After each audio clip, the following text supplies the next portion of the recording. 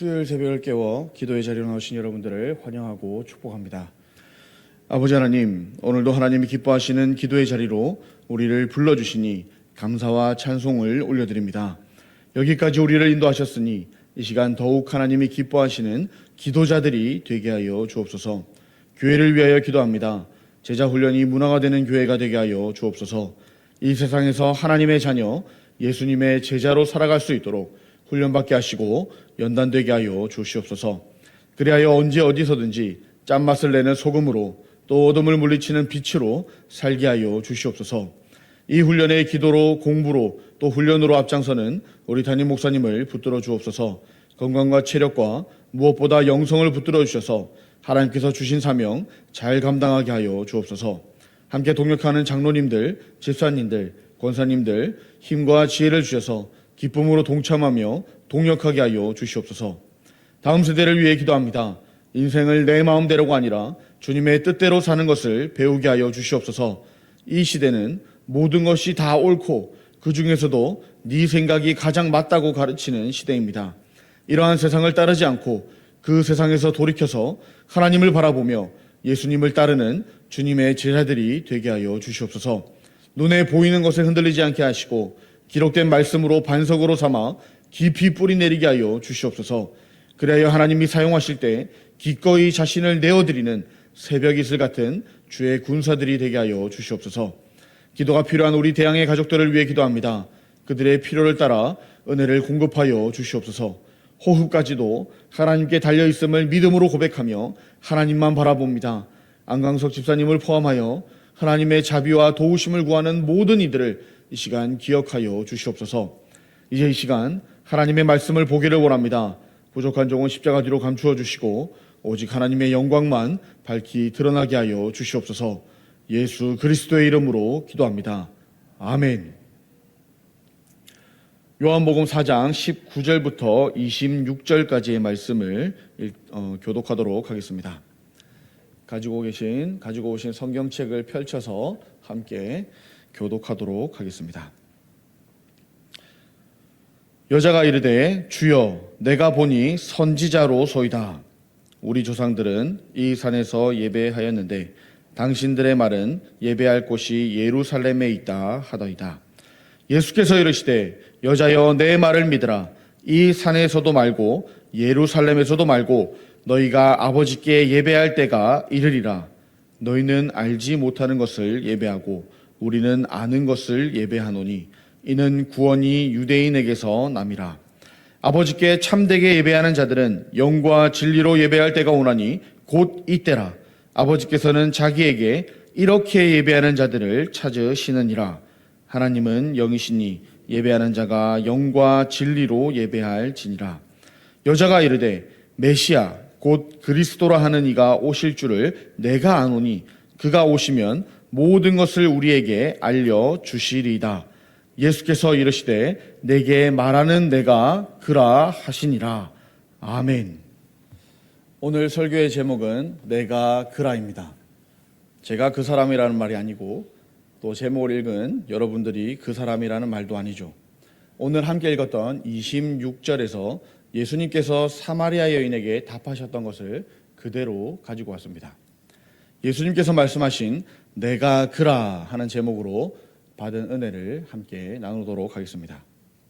오늘 내용은 어제에 이어서 사마리아 여인과 예수님의 대화가 계속 이어지는 내용이죠. 사마리아 여자는 예수님과의 대화의 결론으로 오늘 19절에서 이렇게 말합니다. 여자가 이르되 주여 내가 보니 선지자로소이다. 여러분은 선지자, 즉 하나님의 사람, 다시 말해서 하나님으로부터 계시를 받는 사람들을 만나신다면 어떤 것을 가장 먼저 물어보고 싶으십니까? 저는 우리 김현수 목사님을 만나면 기분이 참 좋습니다. 사무실에서 제 짝지거든요. 제 사무실 앞에 최주영 강도사님이 계시는데 모니터 때문에 잘 안 보이지만 제가 일어서면은 얼굴이 보입니다. 참 반갑죠. 그리고 대각선으로는 오늘 피아노 반주로 섬겨주신 김순아 전도사님이 계셔서 참 행복합니다. 그 외에 우리 최성민 전도사님, 황윤정 전도사님도 이 한 칸 떨어져 있지만 만날 때마다 참 좋습니다. 특히 사무실에서 제일 멀리 있는 우리 양반선 목사님을 만나면 이산가족을 만난 것처럼 뛸 듯이 기쁩니다. 거기다가 가끔 담임 목사님께서 사무실에 오시거나 아니면 로비에서 만나면 부산말로 억수로 좋습니다. 거기다가 대화라도 하면 더 좋죠. 매일 보는 사람들이지만 이렇게 하나님의 사람들과 만나고 교제하고 대화할 수 있는 것 얼마나 좋은지요. 그런데 지금 예수님 시대는 이게 느낌이 조금 다릅니다. 유대 땅에 하나님의 말씀이 없는 암흑기였습니다. 그것도 그거지만 사마리아 땅은 더 독특하죠. 영적으로 이방보다 더 못한 취급을 받고 있었습니다. 그런 곳에서도 사람들로부터 소외당하며 살던 이 사마리아 여자가 하나님의 사람 선지자를 만난 겁니다. 만약 여러분이 이 사마리아 여자라면 여러분은 이 선지자에게 가장 먼저 무엇을 물어보실 것 같으십니까? 사마리아 여자는 이제 물이나 남편이나 이런 문제가 아니라 삶의 진짜 문제인 예배가 궁금해진 겁니다. 사마리아 여자는 사실 알고 있었던 것이죠. 물도 인생의 답이 아니고 남편도 인생의 답이 아니라는 것을 알고 있었던 겁니다. 그래서 예수님을 선지자로 인식하자마자 20절에서 이렇게 물어봅니다. 우리 조상들은 이 산에서 예배하였는데 당신들의 말은 예배할 곳이 예루살렘에 있다 하더이다. 목마른 삶에 달콤한 물보다 여섯 남편으로 예상되는 채워지지 않는 삶의 그 어떤 것보다 우리 영혼과 인생을 회복해 하는 예배가 정말 중요한데 그 예배를 어디에서 드려야 하느냐 하는 질문입니다. 사마리아 여자가 이렇게 질문한 데는 역사적인 이유가 있죠. 유대 전통은 신명기 12장에 근거해서 예루살렘만이 성전이 있을 수 있는 장소라고 했습니다. 다시 말해서 예루살렘 성전 이외의 다른 장소에서는 절대로 예배를 드릴 수가 없다는 것이죠. 특히 모세오경 뒤를 이어서 나오는 구약의 역사서를 보면은 신명기 12장 5절에서 말한 이 하나님의 이름을 두시기로 한 장소는 명백하게 예루살렘이라는 겁니다. 그런데 문제가 있죠. 사마리아인들은 독특한 문화와 함께 이 독특한 역사와 함께 사마리아 오경만 성경으로 인정했다는 겁니다. 그 뒤에 다른 성경은 성경으로 보지 않았다는 것이죠. 거기에다가 모세 오경과 사마리아 오경은 조금 또 다릅니다. 예를 들어서 신명기 27장 3절에서 그리심산, 즉 사마리아가 이 산이라고 말했던 그 장소가 제단을 쌓을 장소로 지정되어 있다고 기록되어 있다는 겁니다. 거기에다가 솔로몬 이후 왕국이 분열되고 나서 이 여로보암 왕은 북이스라엘 사람들이 절기를 지키기 위해서 예루살렘으로 가는 것을 막고자 베델과 단에 금송아지를 만들어 놓고 산당들을 지었었죠. 같은 맥락으로 페르시아 시대 때에는 사마리아의 그리심산에 성전을 세워서 예루살렘 성전에 대항했었습니다. 이 그리심산의 성전은 앞에서 암흑기라고 말한 이 구약과 신약의 중간 시대에 파괴되었었는데요. 사마리아 사람들은 여전히 계속해서 그 장소에서 예배를 드려왔던 겁니다. 여러분, 예배를 어디서 해야 됩니까? 우리는 예배를 어디서 드려야 되죠? 당연히 대안교회에서 드려야 됩니다. 우리는 대안교회에서 예배해야 됩니다. 저기 어디 다른 데 가서 예배 드리시면 안 됩니다. 그런데 그럼 다른 교회 다니는 사람들은요? 그들도 대안교회에 와서 예배 드려야 됩니까? 아니죠. 그들은 그들의 교회에 가서 예배해야 합니다. 교회라는 곳은 하나님의 집이 아닙니다. 하늘들의 하늘이라도 하나님을 담을 수가 없습니다. 하나님은 시간과 공간에 갇히신 분이 아니라는 겁니다. 하나님은 언제 어디에나 계실 수가 있는 분이십니다. 이것을 안다면 사마리아 여자의 지금 이 질문은 잘못된 것이죠. 예배가 중요한 건 알았지만 예배에 어떤 것이 중요한지는 잘 몰랐던 겁니다. 예배의 중요한 것은 예배의 내용 자체이며 예배자와 하나님의 올바른 관계입니다. 장소가 아닙니다. 저는 새벽 기도도 시간에 딱 맞춰서 본당에 그것도 앞자리에서 새벽 기도를 해야 된다고 그게 맞다고 생각했었습니다. 새벽 기도를 라이브로 해서 이불 속에서 보거나 녹화해서 아침 먹으면서 혹은 출근하면서 보는 건 아주 잘못됐고 하나님 앞에서 불경하다고 생각했었습니다. 그러나 잘못된 건 그런 제 생각이었습니다. 그렇게 판단하고 생각했던 제가 하나님 앞에서 불경한 자였습니다. 예배에 있어서 가장 중요한 것은 장소가 아닙니다. 예수님도 21절에 이 산에서도 말고 예루살렘에서도 말고라고 말씀하셨습니다. 장소가 아니라는 것이죠. 그럼 예배에 무엇이 중요합니까? 22절 이렇게 나와 있습니다. 너희는 알지 못하는 것을 예배하고 우리는 아는 것을 예배하노니. 앞에서 사마리아 사람들은 모세 오경, 더 정확히는 사마리아 오경만 성경으로 인정한다고 말씀드렸습니다. 유대인에 비해서 불완전한 지식을 소유하고 있고 하나님을 잘 모르면서 하나님을 예배한다고 말하고 있었다는 겁니다. 이 존 칼빈으로 알려진 장 칼뱅은 이와 관련해서 계시에 대한 올바른 지식이 함께하지 않으면 하나님을 예배하는 것이 아니라 망령이나 홀령을 예배하고 있는 것이다. 하나님의 말씀과 계명에 의거하지 않고 자신들의 의견에 의하여 인도될 때 인간은 잘못을 저지를 수밖에 없다라고 경고하기도 했습니다. 사실 이것은 예수님 당시의 유대인들도 마찬가지죠. 구약을 성경으로 다 인정했기 때문에 사마리아 사람들보다는 조금 더 알고 있었습니다만 결국 그들도 예수님이 메시아라는 사실을 몰랐습니다. 그럼에도 예수님은 22절 끝에 이렇게 말씀하셨습니다. 이는 구원이 유대인에게서 남이라. 여기서 유대인은 사마리아 사람들과 비교되는 유대인들이기도 하지만 궁극적으로는 유대인으로 태어난 예수님을 가리키는 말입니다. 사마리아 사람들이 알지 못했던 것을 넘어서 유대인들이 부분적으로 알고 있던 것을 넘어서 완벽하게 참되게 예배할 때가 오는데 곧 이때라는 것이죠. 23절입니다. 아버지께 참되게 예배하는 자들은 영과 진리로 예배할 때가 오나니 곧 이때라. 아버지께서는 자기에게 이렇게 예배하는 자들을 찾으시느니라. 이어서 24절입니다.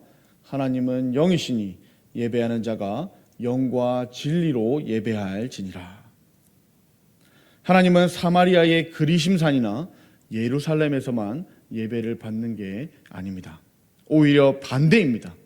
23절 끝에 있는 말씀에 따르면 하나님이 예배자를 찾고 계신다는 겁니다. 찾으시느니라 하는 이 말이 여러분은 어떤 느낌으로 다가오십니까? 어느 교회에서 어딘가에서 예배 잘하고 있나 한번 보자 이런 느낌으로 보십니까? 근데 이런 느낌이 아닙니다. 마치 잃어버린 양 한 마리를 찾는 것처럼 찾을 때까지 찾는 느낌입니다. 샅샅이 뒤지는 거죠. 너도 아니야. 너도 아니야. 너도 아니야. 이 교회 없어. 이 교회도 없어. 이 교회도 없는 것 같아. 하고 찾고 찾는 겁니다. 그러니 어찌 그리심산이나 예루살렘이나 대한교회나 다른 교회나 집이나 출근길일 수가 있겠습니까? 모든 곳, 그 어떤 곳이라도 상관없이 하나님을 예배하는 것이 중요하다는 겁니다. 그렇다면 우리는 질문해야 됩니다. 하나님이 찾고 찾으시는 그 예배자, 그 예배 방법이 무엇이냐 하는 겁니다. 우리 대한교회 청년대학부가 지난주 월요일부터 목요일까지 수련회를 다녀왔습니다. 많은 기도와 또 많은 후원으로 정말 영과 육이 풍족하게 잘 다녀올 수 있었습니다. 재미있게도 그 수련회 주제가 바로 예배였습니다. 그래서 예배에 대해서 더 깊이 고민할 수가 있었습니다. 예전 개역 한글 성경에서는 이것이 신령과 진정이라고 번역되어 있었죠. 거룩하게 진심을 담아 이런 의미로 설교를 많이 들었던 기억이 납니다. 정말 좋은 번역인데 저는 이 단어에서 왜 자꾸 바리새인들의 가식적인 모습이 떠오르는지 모르겠습니다. 우리도 그렇지 않습니까? 실제로는 안 그런데 예배에 와서는 거룩한 척, 정말 예배에 진심인 척 한 적은 없으십니까?